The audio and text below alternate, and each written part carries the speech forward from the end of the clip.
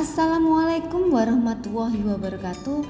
Kali ini saya akan memaparkan hasil diskusi dari kelompok kami, yaitu pada modul 1.4.A.5.2 tugas ruang kolaborasi dengan materi budaya positif tentang studi kasus modul 1.2 yang disusun oleh kelompok 2. Perkenalkan, kami dari kelompok 2 dengan fasilitator Bapak Samianto MPD, pengajar praktik yaitu Kristiana Aprilia, dan kelompok kami terdiri dari Bapak Nur Wahid, saya sendiri Dwi Ayustianingsih, dan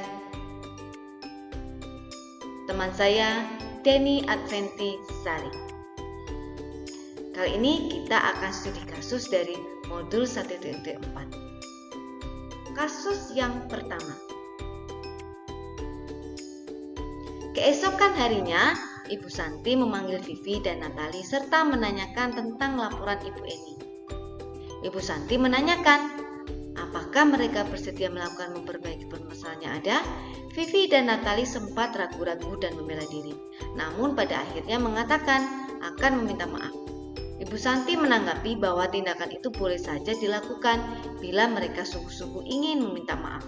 Namun, Ibu Santi menanyakan kembali apa yang mereka lakukan untuk mengganti rasa tidak dihormati Ibu Santi. Baik Vivi maupun Natali mengakui bahwa perilaku mereka tidak sesuai dengan keyakinan kelas. Ibu Santi melanjutkan kembali apa yang akan mereka lakukan untuk memperbaiki masalah. Apakah ada gagasan? Setelah berpikir sejenak, Natali dan Vivi mengusulkan bagaimana kalau mereka mengadakan sebuah diskusi kelompok dengan teman-teman sekelasnya. Tema yang mereka pilih adalah penerapan keyakinan kelas, terutama tentang sikap saling menghormati dan bagaimana penerapannya di kehidupan sehari-hari di sekolah. Usulan yang kedua yaitu mengirim email kepada Ibu Eni tentang gagasan mereka tersebut. Mereka pun memberitahu Ibu Eni bahwa mereka telah memberitahu kepala sekolah Pak Hasan. Bila lain waktu ada ketiadaan guru, maka mereka akan mengusulkan Ibu Eni sebagai guru pengganti. Dari kasus yang pertama ini ada beberapa pertanyaan. Pertanyaan yang pertama yaitu dalam kasus di atas, langkah-langkah restitusi apa saja yang sudah dijalankan oleh Ibu Santi? Langkah yang dilakukan oleh Ibu Santi yaitu dengan segitiga restitusi, yaitu yang pertama, stabilkan identitas. Dalam langkah segitiga restitusi yang pertama, Ibu Santi mengatakan, apakah mereka bersedia melakukan memperbaiki permasalahan yang ada? Kami minta maaf, Bu. Langkah selanjutnya yaitu validasi tindakan. Dari validasi tindakan ini, Ibu Santi mengatakan bahwa tindakan itu boleh saja dilakukan bila kalian sungguh-sungguh ingin meminta maaf. Apakah yang bisa kalian lakukan untuk mengganti rasa tidak dihormati Ibu Eni?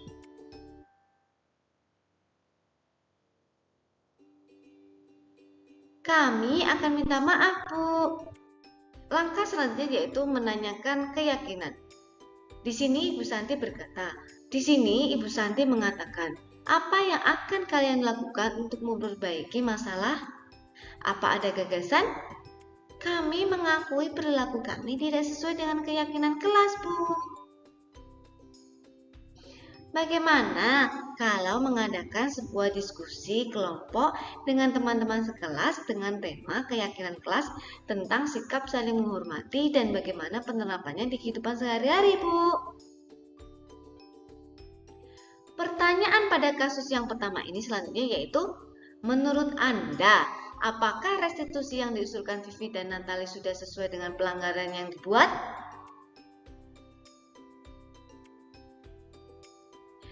Apa yang dilakukan Vivi dan Natali sudah sesuai. dengan langkah-langkah, yaitu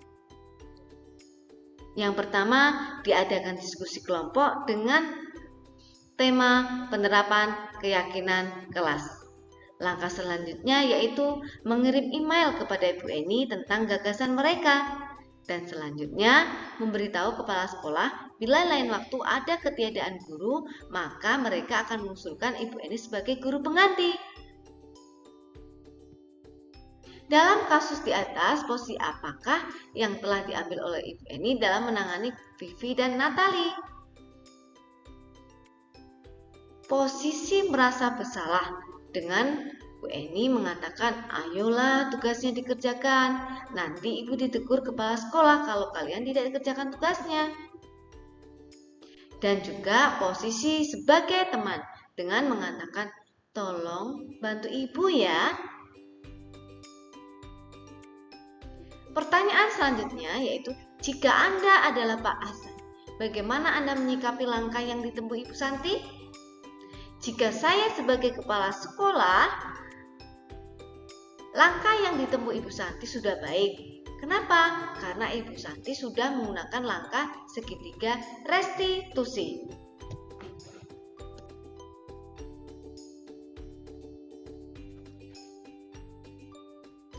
Untuk kasus yang kedua, Sabrina hari itu bangun terlambat dan buru-buru sampai di sekolah. Dia pun akhirnya sampai di gerbang sekolah, tapi baru menyadari kalau tidak menggunakan sepatu hitam seperti yang tertera di peraturan sekolah. Di depan pintu kelas, Bapak Lukman memperhatikan sepatu Sabrina yang berwarna coklat. Sabrina berusaha menjelaskan bahwa dia terburu-buru dan salah mengenakan sepatu. Pak Lukman menanyakan, Sabrina, apa peraturan sekolah tentang seragam warna sepatu? Sabrina menjawab, sudah mengetahui sepatu harus berwarna hitam, namun terburu-buru dan salah menggunakan sepatu. Selain tidak mungkin kembali pulang karena rumahnya jauh sekali, Pak Lukman tetap bersikeras pada peraturan yang berlaku dan mengatakan, ya sudah, kalau sudah melanggar peraturan sekolah, kamu salah. Sudah terlambat, salah pula warna sepatunya, segera buka sepatumu. Kalau tidak bisa mengenakan warna sesuai peraturan. Sabrina meminta maaf dan memohon kembali kepada Pak Lukman agar tetap dapat mengenakan sepatunya dan berjanji tidak akan mengulangi kesalahannya. Namun Pak Lukman tidak mau tahu. Tidak, kamu telah melanggar peraturan sekolah. Kalau tidak sanggup ambil sepatu di rumah atau diantarkan sepatu ke sekolah, ya sudah. Kamu tidak bersepatu saja seharian di sekolah. Sekarang, copot sepatumu dan silakan belajar tanpa sepatu seharian. Sabrina pun dengan berat hati mencopot sepatunya dan memberikannya kepada Pak Lukman. Seharian dia tidak berani berkeliling sekolah karena malu dan lebih banyak berdiam diri di kelas tanpa alas sepatu. Nah, dari kasus yang kedua ini ada beberapa pertanyaan. Pertanyaan yang pertama yaitu dalam kasus di atas, sikap posisi apakah yang diambil oleh Bapak Lukman? Jelaskan apa indikatornya. Posisi yang diambil oleh Bapak Lukman yaitu posisi sebagai penghukum. Ini dilihat dari dialog, segera buka sepatumu, kalau tidak bisa mengenakan warna sepatu sesuai peraturan, tanpa ada diskusi terlebih dahulu. Indikator dalam kasus ini menggunakan hukuman verbal, nada suara tinggi, dan menghardik. Posisi yang kedua yang dilakukan oleh Bapak Lukman yaitu posisi sebagai pemantau. Dilihat dari dialog, tidak. Kamu telah melanggar peraturan sekolah. Kalau tidak sanggup ambil sepatu di rumah atau diantarkan sepatu ke sekolah, ya sudah, tidak bersepatu saja seharian di sekolah. Sekarang, copot sepatumu dan silakan belajar tanpa sepatu seharian. Indikatornya yaitu bertindak sesuai peraturan, nada suara datar, tidak menunjukkan emosi yang berlebihan. Pertanyaan selanjutnya dari kasus yang kedua yaitu, bila Bapak Lukman mengambil posisi sebagai seorang manajer, apa yang akan dikatakannya? Pertanyaan-pertanyaan seperti apakah yang akan diajukan ke Sabrina? Jelaskan. Bapak Lukman mengambil posisi sebagai seorang manajer, yang dikatakan yaitu yang pertama, stabilkan identitas dengan bertanya sebagai berikut. Sabrina, mengapa datang terlambat? Mengapa tidak menggunakan sepatu sesuai dengan aturan sekolah? Pertanyaan yang kedua tentang validasi tindakan. Di sini Pak Lukman bertanya, Sabrina, kamu tentu punya alasan mengapa tidak menggunakan sepatu hitam. Sabrina, nampaknya kamu terburu-buru supaya tidak terlambat sekolah ya. Pertanyaan selanjutnya yaitu menanyakan keyakinan. Pak Lukman bertanya, Sabrina, kamu tahu keyakinan sekolah yang sudah disepakati? Menurut kamu, keyakinan sekolah apa yang telah kamu langgar? Apakah kamu bersedia untuk memperbaiki kesalahan ini? Apa yang akan kamu lakukan agar tidak terlambat lagi? Pertanyaan dari kasus yang kedua selanjutnya yaitu, kira-kira bila Anda sebagai kepala sekolah di sekolah tersebut, nilai kebajikan apa yang ingin dituju oleh peraturan harus bersepatu berwarna hitam? Jika saya sebagai kepala sekolah, nilai kebajikan yang dituju yaitu disiplin, kesetaraan, tanggung jawab, dan kesederhanaan. Pertanyaan selanjutnya yaitu, bagaimana Anda menyikapi langkah-langkah yang diambil Pak Lukman mengenai kasus tersebut? Langkah yang diambil Pak Lukman dalam menyelesaikan kasus tersebut yaitu mencari tahu informasi permasalahan yang terjadi. Setelah itu membimbing dan memberikan solusi untuk bertindak sebagai posisi manajer dalam menyelesaikan permasalahan siswa dengan menggunakan metode restitusi. Selanjutnya untuk kasus yang ketiga. Ibu Dani sedang menjelaskan pelajaran bahasa Inggris di papan tulis. Namun beliau memperhatikan bahwa Fajar malah tidur-tiduran dan tanpa acuh tak acuh pada pelajarannya. Fajar, coba jawab pertanyaan nomor 3. Maju ke depan dan kerjakan di papan tulis. Fajar pun tampak malas-malasan maju ke depan. Dan sesampai di depan papan tulis pun Fajar hanya diam terpaku sambil memegang buku bahasa Inggrisnya dengan memainkan spidol di tangannya. Ayo Fajar, makanya jangan tidur-tiduran, lain kali perhatikan. Sudah, sana duduk kembali. Kira-kira siapa yang bisa? Fajar pun kembali duduk di bangkunya. Hal seperti ini sudah sering kali terjadi pada Fajar. Seperti tidak memperhatikan, acuh tak acuh, dan nilai-nilainya pun tidak terlalu baik untuk pelajaran bahasa Inggris. Pada saat ditegur oleh Ibu Dani, Fajar hanya menjawab, "Tidak tahu, Bu." Ibu Dani pun menjawab lirih, "Gimana kamu Fajar? Kamu tidak kasihan sama ibu ya? Ibu sudah capek-capek mengajarkan kamu. Tidak kasihan sama ibu?" Dan Fajar pun hanya diam membisu. Dari kasus ini yaitu posisi kontrol apa yang diambil Ibu Dani dalam pendekatannya kepada Fajar? Posisi kontrol yang telah dilakukan oleh Ibu Dani adalah posisinya sebagai posisi penghukum, posisi sebagai teman, dan posisi pembuat rasa bersalah.